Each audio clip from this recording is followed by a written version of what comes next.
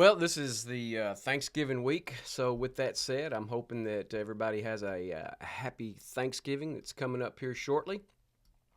Looks like our weather's going to cooperate with us. It's not going to be very chilly whatsoever. It's going to be pretty mild. So, that's another great thing right there. We're going to have a great week of fishing ahead of us. And with that said, we finally have lost our water.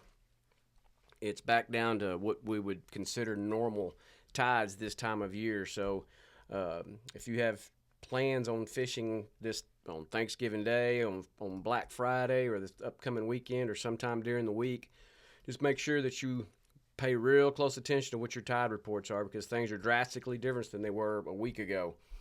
We still have tons of water in here, and even at the beginning or I'd say right there toward the end of the week this past weekend, that water was really starting to drop out, so you could definitely tell the difference. So things will be different. Fish will move. We had a couple of cool days there. Water temp dropped down for a couple of days to some really chilly overnight. And it changes everything. Changes the fishing, changes how the fish react. But some of the fish, well, I'm going to say the majority of the fish that we've been catching this past week are just been gorging. When that cooler air and cooler water took over, those fish, it kind of put them in a feeding frenzy, so they're really starting to try to eat a lot. So our catching this past week was pretty good. Now, our high-pressure days that we've had in here the last few days, it's made things difficult as well, which that's typical. That's normal. So you just have to prepare for those types of things. So we've been kind of spending a lot of time down here on the shoreline up here in Mesquite Bay area, down here on the Cedar Flat side, just to the west side of Cedar Bayou, working all the grass flats and stuff. And what you could really tell the difference here when that water started to drop was that, some of the areas that you were able to fish that were typically thigh to waist deep water were back to calf and knee deep water toward the end of the week and the first part of the week. End of the weekend and first part of the week. So, something to be aware of. So, but top water bait's been good for us. It's been pretty active. We were working a lot of deeper edges, some guts, and that's kind of what our game plan has gone into now that we have lost this water. So, lots of areas that you typically have been fishing for the last 3 or 4 weeks are going to be more difficult to get into now. You'll have to wade your way into some of these. So then our focus now becomes on guts and cuts and deeper areas like that, like the mouths of little back lakes typically can be good for you. And there's lots of these types of areas that are up here in the Mesquite area. So, and if you fished up there very much, you should know that. But that said, so we've been working the edges out here, the drop on that, just kind of finding the deeper potholes, working those, working around the shoreline, the islands that are there, working the mouths of Cedar a little bit, back up in this area here where it kind of drops off back in that way. Then we've kind of moved our way over to the Madre side and worked all that area over there as well. So a lot of different type of things for us. Like I say, fish are starting to migrate more towards your mud and grass and clump shell now. They're getting off the shell bars and shell reefs and starting to find those types of areas. So the main things that we really kind of focused on toward the end of last week and then moving into the weekend, we started throwing smaller size baits. So we were throwing the down south original size, and the burner shad size was very good for us in multiple different flavors. I think Twisted Tea, Big Papa, of course, Bone and White Ice have been good for a while now. Those flavors are still good for us. Some Firecracker, Supernatural we've kind of sprinkled in there in the burner shad size. So we've worked those. Big Papa was been pretty good for us, and again the Twisted Tea has been good for us in both of those sizes. And then of course in the knock and tail lures, the heavy metal and greenback have been the most consistent for us in those two particular flavors. And then of course with our really calm conditions, after that little light front pushed through here and changed our temperatures a little bit, we had, like I say, the high pressure days in there. You want to throw a smaller bait. So just like I just talked about, the burner shad, original size in the down south, and the knocking tails. And of course, one of our standards is the mirror lure Little Johns, Little John XL.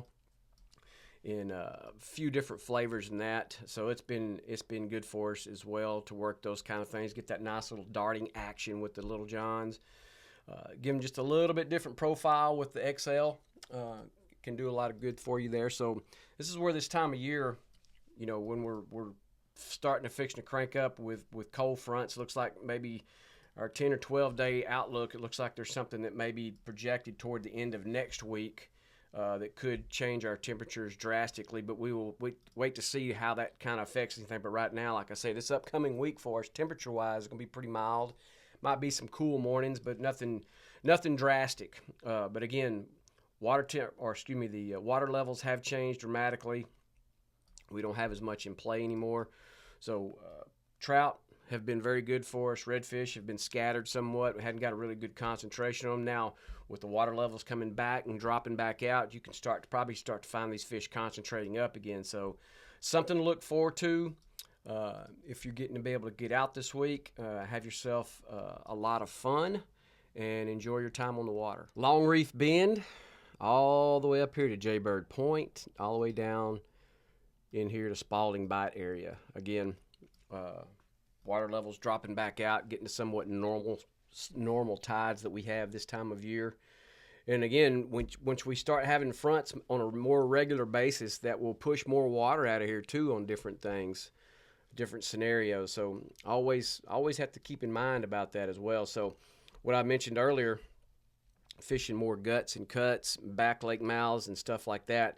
That's these types of areas from the Long Reef Bend area here on Jaybird, all this area here, all the way up here on Long Reef Bend, even around here in the Mod, if you so will. You've got lots of little back lakes that dump out into those areas. So they give you opportunity to fish the deeper water, all the drop-offs out there. And that's really going to be real important moving forward once our water temps start to get even chillier than what they are right now. They're, you know, other than a couple of days last week where we had some low 60 temperatures, they've rebounded pretty nicely over the last several days. We're back into the upper 60s, low 70s, even mid 70s on some of them, depending on where you're at.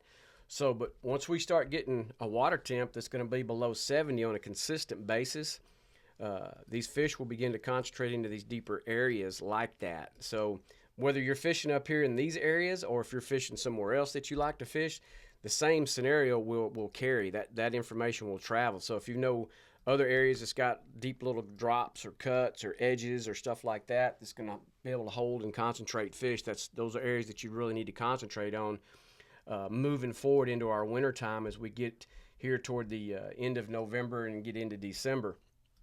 Like I say, we'll start to have some chilly fronts or cold fronts, if you will, and it will change the temperature of our water drastically, and those fish will go into a different kind of feeding pattern. So it's something to be aware of and just understand that that's going to take place. But anyway, we've spending some time up here in Spalding, fishing back in here, fishing these back lakes, and what it is, you got the guts that run all the way back up in these lakes that are deeper. So you can wade these.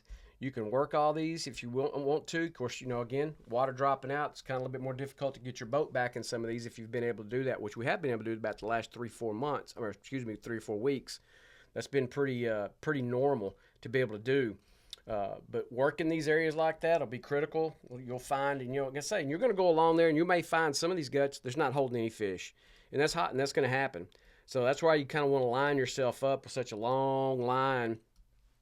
What I was talking about, going from Long Reef Bend all the way down to the Spalding area, that's a pretty good little run, and you've got lots of opportunities up and down that shoreline that you can just kind of hop around and look and try to fish these guts. Because again, once it gets chilly, that water temperature is cold, those fish are going to concentrate into that deeper water early until the sun warms up the shallower water, and then they can kind of come out cruising. You can fish shallower later in the day. So that's going to be your game plan moving forward into our wintertime, is fish deep early, fish shallow later.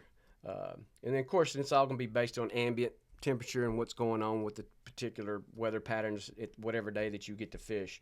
Again, what I said, this upcoming week will be pretty mild for the most part. May have some chilly mornings, but it gives you opportunity to kind of put that practice in play, if you will. You may want to have a couple of different boxes rigged up, bigger baits, medium-sized baits, smaller baits, some topwater suspended baits. If you're a corky fan, corky season. A lot of people are already chunking corkies on some of these cooler nights or cooler mornings that we've had. We've had moderate success with those. You know, I like the double D. I like the suspending baits and ascending bait. Plastics, again, 16th ounce jig heads is the primary thing that we're throwing. Same flavors what I mentioned in the first video, still going to carry in these types of areas like that. Again, you're going to be over. You want to try to find as much mud and grass as you can, because that mud's going to hold the heat for them.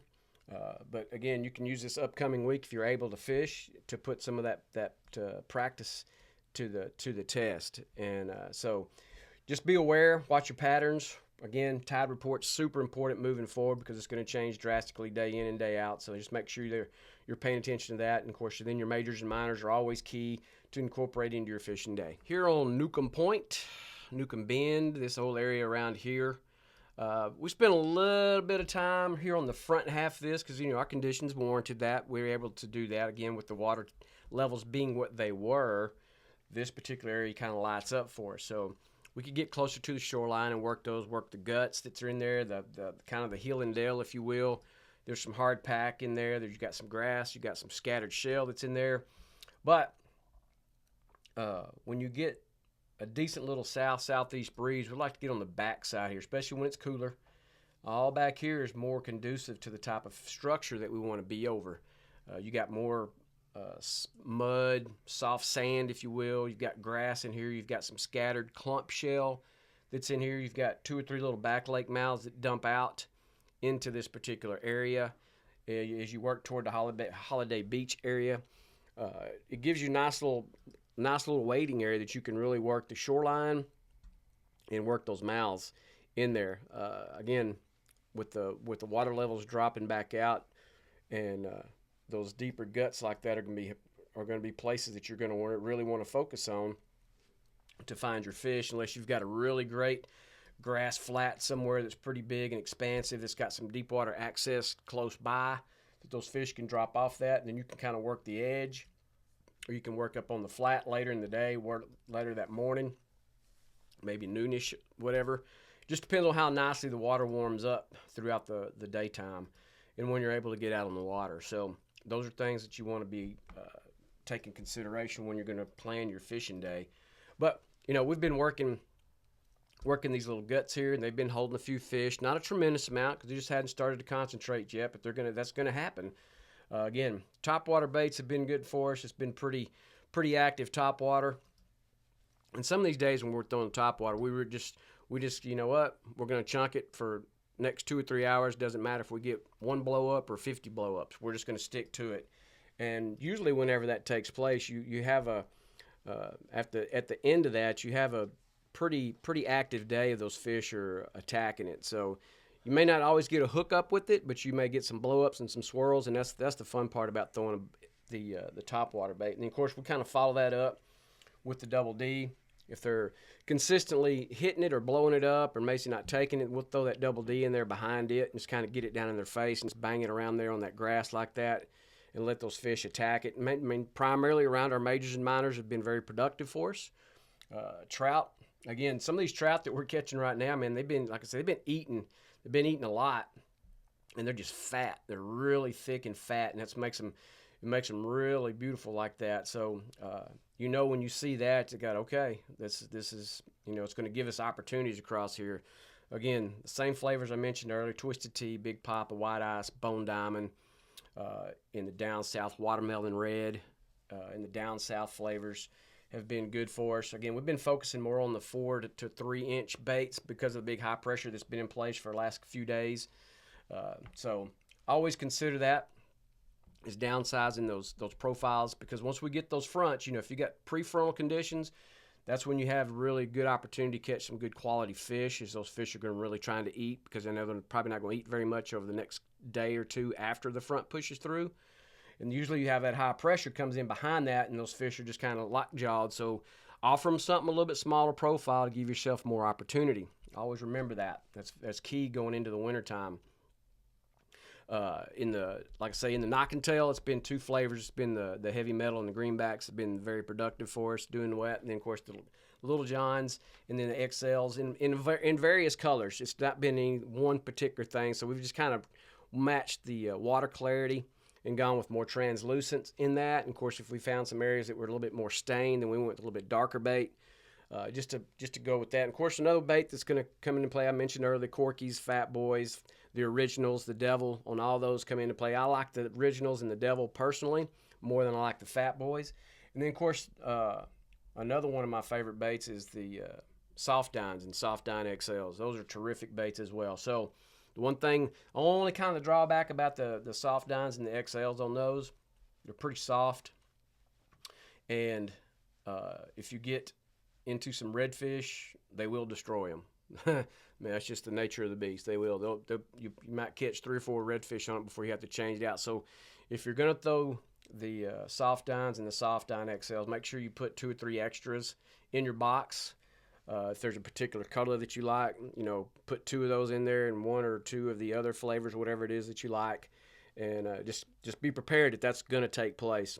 Hopefully it happens with trout, but more than likely if you find redfish with them, and invariably we do, they just destroy them. So that's just part of it. But anyhow, you'll have opportunities in here, working this area here off this point. Just kind of, like I say, you just got to pay attention what your weather patterns are going to be. Of course, it doesn't set up good with the north or northeast wind over here. It's better with the east and southeast wind, or even a northwest wind sets up pretty decent. This whole shoreline up here, you can get on this side when you got a northeast wind. You can stay protected with it, and you can fish this all the way down here into this little corner. I've even walked in wade in some of these areas here right off where the old causeway used to be. All wadeable, very good little area. Catch black drum off of this thing, catch redfish off of it, trout, flounder. You get all the 4 main species that we're looking for. Again, flounder season is closed. Duck season is open, so make sure you keep that into your mind whenever you're heading to some of these areas. If you know that there's duck blinds in those, just pay attention, man. Just make sure you have backup location to go to if some duck hunters are hanging out in some of those places. But whatever you do, make sure that y'all be safe and just have a good time on the water.